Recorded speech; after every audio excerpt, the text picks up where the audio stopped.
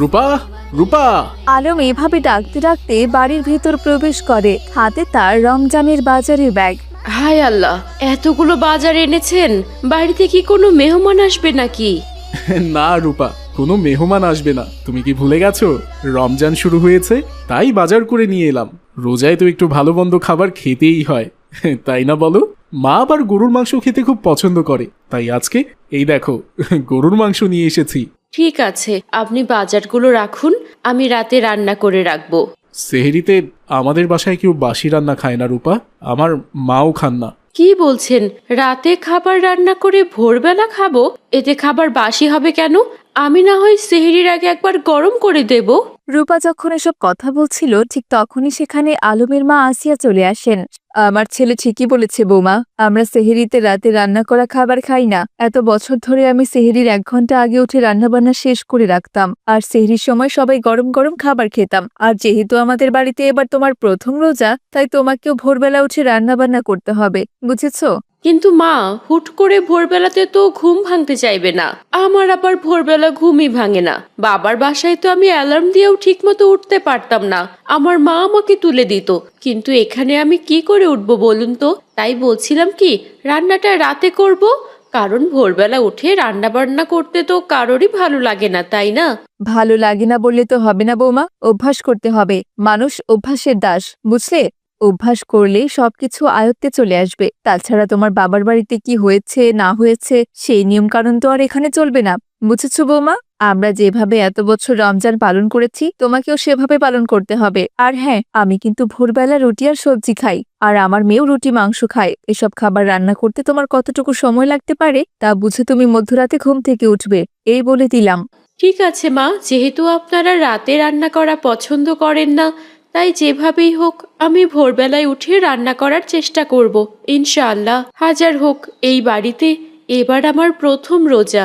হ্যাঁ, তাই করো। এখন যাও, বাজারগুলো গুছিয়ে রাখো আর রাতে রান্না বসিয়ে দিও। শাশুড়ির কথা মতো রূপা বাজারগুলো গুছিয়ে রান্না বান্না শুরু করে দেয়। রাতে রান্না শেষ করে খাবার দাবার খেয়ে তার শাশুড়ি ও ননদ 10টার মধ্যে ঘুমিয়ে পড়ে। এদিকে রূপা এখনো রান্নাঘরেই রয়ে গেছে। আমাকে এখনই বাসনপত্রগুলো মাজতে হবে। ভোরবেলা ঘুম থেকে উঠেই বাসন মাজতে একদম ইচ্ছে করবে না, তাই এক্ষুনি বাসনগুলো মেজে মিক্সার গ্রাইন্ডারে মশলা বেটে সবজিগুলো কেটে রাখি, না হলে ভোরবেলা রান্না করতে আবার বেশি দেরি হয়ে যাবে। এই বলে রূপা রান্নাঘরের বাকি কাজগুলো করতে থাকে। এভাবেই দেখতে দেখতে 2 ঘন্টা কেটে যায় এবং রাতের 12টা বেজে যায়। এরপর রূপা তার ঘরে ঘুমাতে চলে যায়। শুনুন, আমার তো কাজ শেষ করতে করতে অনেকটা রাত হয়ে গেল।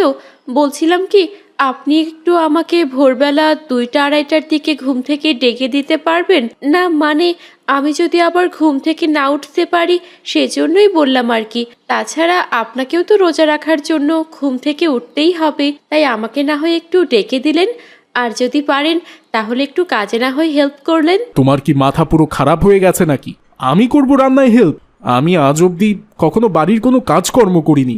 তাছাড়া আমি ভোরবেলায় ঘুম থেকে উঠি না, কারণ সকালে আমাকে আর বাবাকে অফিসে যেতে হয়। তুমি তো জানো আমাদের বাসা থেকে অফিস কত দূর। রোজা করে 30-35 কিলোমিটার রাস্তা যাতায়াত করে সারাদিন কাজকর্ম করতে খুব কষ্ট হয়, তাই আমি আর বাবা রোজা করি না। শুধুমাত্র মা আর ঈশা রোজা করে। যাই হোক, অ্যালার্ম দিয়ে শুয়ে পড়ো। এই বলে আলম শুয়ে পড়ে আর রূপা তার ফোনে 5টা থেকে 7টা অ্যালার্ম সেট করে ঘুমিয়ে পড়ে। আমার খুব ভয় করছে, আমি ঠিক মতো উঠতে পারবো তো? বিয়ের আগে তো ঘুম থেকে উঠতে চাইতাম না, মা আমাকে চিৎকার করে ডেকে ঘুম থেকে তুলতো। কিন্তু শ্বশুর বাড়িতে তো ব্যাপারটা পুরোই আলাদা। এখানে আমাকে কেউ ঘুম থেকে উঠিয়ে দেবে না, আমায় নিজেই উঠতে হবে আর নিজেকেই সব কাজ সামলাতে হবে। আবার রান্না করে সময় মতো শাশুড়ি আর ননদকে ডাকতেও হবে। এবার বুঝতে পারছি মায়ের সাথে কত বড় অন্যায় করেছি। মা যখন ছিল তখন বাড়ির একটা কাজও করতাম না, অথচ শ্বশুর বাড়িতে এসে কত কাজ করতে হচ্ছে। সত্যি মা, তোমাকে খুব মিস করছি। এভাবে রূপা মায়ের কথা স্মরণ করে কষ্ট পেতে থাকে আর চিন্তা করতে থাকে সে সময় মতো ঘুম থেকে উঠতে পারবে কিনা। এসব ভাবতে ভাবতে রাত কেটে গিয়ে মধ্যরাত হয়ে যায়। আর 2টার দিকে রূপা উঠে রান্নাঘরে গিয়ে কাজ করতে থাকে। উফ বাবা, খুব ঘুম পাচ্ছে। সারা রাত না ঘুমিয়ে উঠতে পারবো কিনা সেই চিন্তা করেছি। আর এখন আমার যে বড্ড ঘুম পাচ্ছে। ভাত সবজি আর মাংস তো রান্না করা হয়ে গেছে, এখন শুধু রুটি বানানো হয়ে গেলেই আমার কাজ শেষ।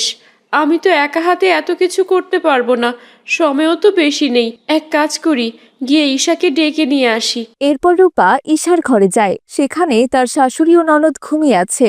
ঈশা, ঈশা, শুনছো? তাড়াতাড়ি একটু ঘুম থেকে ওঠো না, রুটি বানাতে আমার খুব দেরি হয়ে যাচ্ছে। তুমি একটু কষ্ট করে রুটিগুলো আমাকে বানিয়ে দাও না। ঈশা, ঈশা। রূপার ডাকাডাকিতে ঈশা ঘুম থেকে না উঠে উল্টো অন্য পাশ শুয়ে শোয়। তবে শাশুড়ির ঘুম ভেঙে যায়।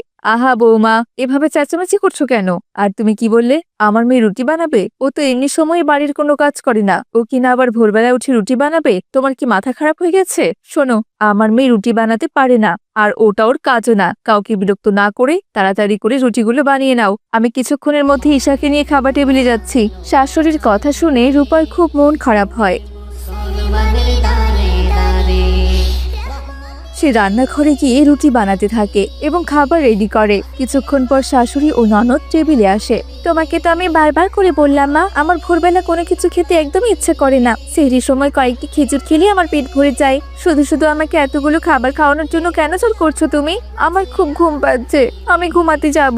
কিছু খাবো না। খাবি না বললে হবে নাকি? তোর ভাবি এত কিছু রান্না করেছে আর তুই বলছিস খাবি না? এই দেখ, তোর পছন্দের গরুর মাংস আর রুটি আছে, সাথে সবজিও আছে। কোনটা খাবি খা। ঠিক মতো সেহরি না খেলে সারাদিন খারাপ লাগবে মা। আর তাছাড়া রোজা রাখতেও খুব কষ্ট হবে, প্রেশার লো হয়ে যাবে সোনা, মাথা ঘুরবে তোর। প্রথম রোজাতে বেশি করে খেতে হয়। আয় দেখি, আমি তোকে খাইয়ে দেই। আসিয়া তার মেয়েকে খাইয়ে দেয় এবং নিজেও খাবার খায়। আমার খাবার খাওয়া শেষ হয়ে গেছে বৌমা, এখন তুমি সেহরি করে নাও। আর শোনো, আমাদের রুমে 1 বোতল পানি দিয়ে এসো। আজানের আগে আমি একটু পানি খাবো। ও হ্যাঁ, তোমাকে তো বলতেই ভুলে গেছি, সকালবেলা আলম আর তোমার শ্বশুরের অফিস আছে, তাই প্রতিদিনের মতো সকালবেলা উঠে ওদের ব্রেকফাস্ট এবং লাঞ্চ রেডি করে দেবে। ভুলে যেও না আবার। আপনি চিন্তা করবেন না মা, আমার মনে থাকবে। রূপা সেহরি খেয়ে আজানের পর নামাজ পড়ে রান্নাঘর গোছাতে থাকে। আর এভাবেই গোছাতে গোছাতে সকাল 6টা বেজে যায়। আর ভালো লাগছে না, খুব ঘুম পাচ্ছে। মনে হচ্ছে আজকে আমার খুব শরীর খারাপ করবে। রাতেও তো ঠিক মতো ঘুম হয়নি, এখন আবার কাজ করতে করতে 6টা বেজে গেল। আমাকে আবার 7টা বাজতেই স্বামী আর শ্বশুরের জন্য ব্রেকফাস্ট আর লাঞ্চ রেডি করতে হবে। 7টা বাজতে তো এখনো 1 ঘন্টা বাকি আছে। 1 ঘন্টার জন্য আমি একটু ঘুমিয়ে নেই, আর দাঁড়িয়ে থাকতে পারছি না। এরপর রূপা গিয়ে ঘুমিয়ে পড়ে এবং 8টা বেজে যায়। আসিয়া ঘরে আসেন। এ কি বৌমা, তুমি এখনো ঘুমাচ্ছ? তোমাকে না বলেছি 7টায় ঘুম থেকে উঠতে? বাড়ির ছেলেদের জন্য খাবার বানাতে হবে তো। আলম কোথায়? ওকে তো দেখছি না। এই তো মা, আমি এখানে। থাক মা, ওকে আর কষ্ট করে রান্না করতে হবে না। আজকে এমনিতেই আমার অনেক দেরি হয়ে গেছে, আমি আর বাবা আজকে বাইরে খেয়ে নেব।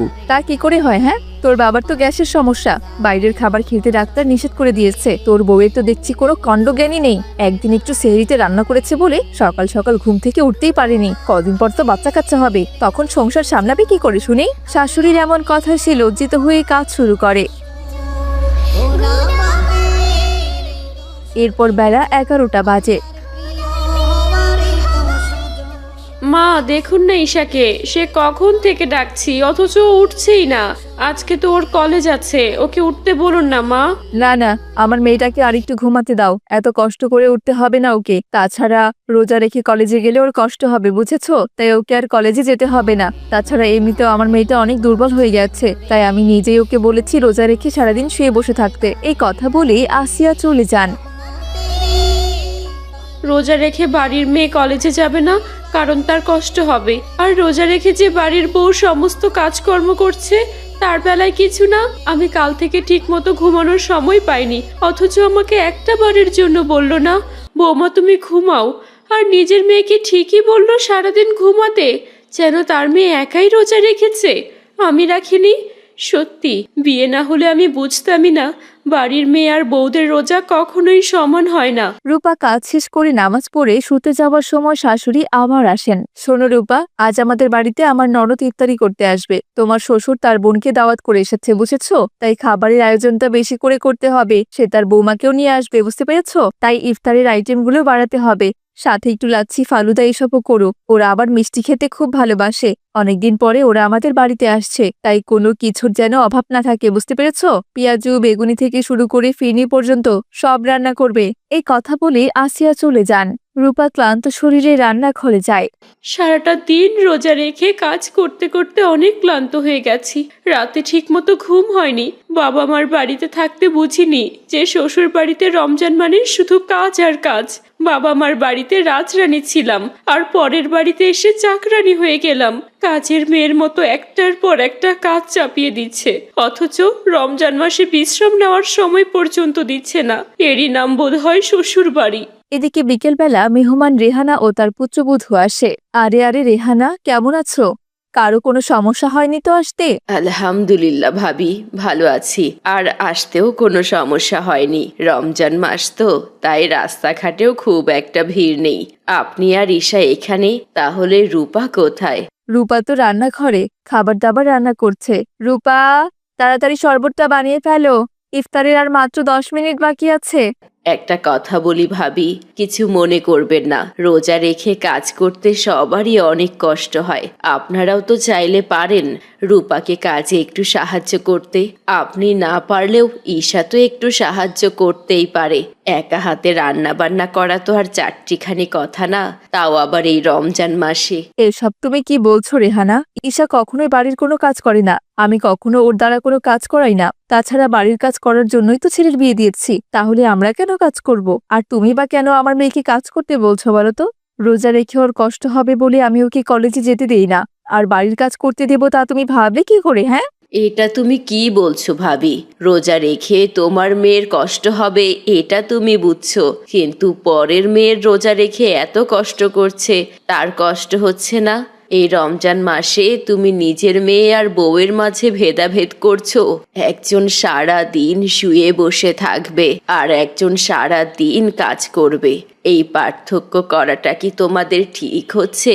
পরের মেয়ের কষ্ট তুমি কেন বুঝতে চাইছো না? এমনিতেই রমজান মাসে রোজা রেখে মানুষ আল্লাহ তাআলার ইবাদতে মগ্ন থাকে। ও তো কাজের চাপে ঠিক মতো নামাজ পড়তে পারবে না। তাই আমাদের উচিত একে অপরকে সাহায্য সহযোগিতা করে মিলেমিশে কাজ করা, যাতে কারো ওপরে বেশি চাপ না হয়ে যায়। আর এই রমজান মাসে যেন সবাই আল্লাহ তাআলার ইবাদত করতে পারে। ছেলের বউ আর নিজের মেয়ের মধ্যে পার্থক্য তুমি বাদ দাও ভাবি, না হলে তোমাকে আল্লাহর কাছে জবাবদিহি করতে হবে। রেহানার কাছ থেকে এমন কথা শুনে আসিয়া অনুতপ্ত হন। সে আর এক মুহূর্ত দেরি না করে রূপার সাথে গিয়ে হাতে হাতে কাজ করতে থাকে। এরপর তারা সবাই মিলে একসাথে বসে ইফতারি করতে বসে। রূপাও অনেক খুশি হয়। তো দেখলে তো বন্ধুরা, আমাদের সমাজে আজও এমন অনেক পরিবার আছে যেখানে বাড়ির বউকে শুধু কাজের মানুষ ভাবা হয় আর নিজের মেয়েকে রাখা হয় রাজরানীর মতো। কিন্তু মনে রাখবেন, একটা সংসার তখনই সুখের হয় যখন সেখানে বিভেদ নয়, বরং ভালোবাসা থাকে। রমজান মাস চলছে, এই রহমতের মাসে আমাদের ঘরে ঘরে যেন কোনো মা কিংবা বোন অবহেলায় চোখের পানি না ফেলে। আসুন আমরা একে অপরের প্রতি সহানুভূতিশীল হই, ঘরের কাজে সবাই সবাইকে সাহায্য করি। ইবাদত আর আমলের পাশাপাশি আমাদের ব্যবহার যেন সুন্দর হয়, সেটাই হোক এই রমজানের শিক্ষা। সবাই ভালো থাকুন, সুস্থ থাকুন। আজ এখানেই বিদায় নিচ্ছি। আসসালামু আলাইকুম ওয়া রাহমাতুল্লাহ।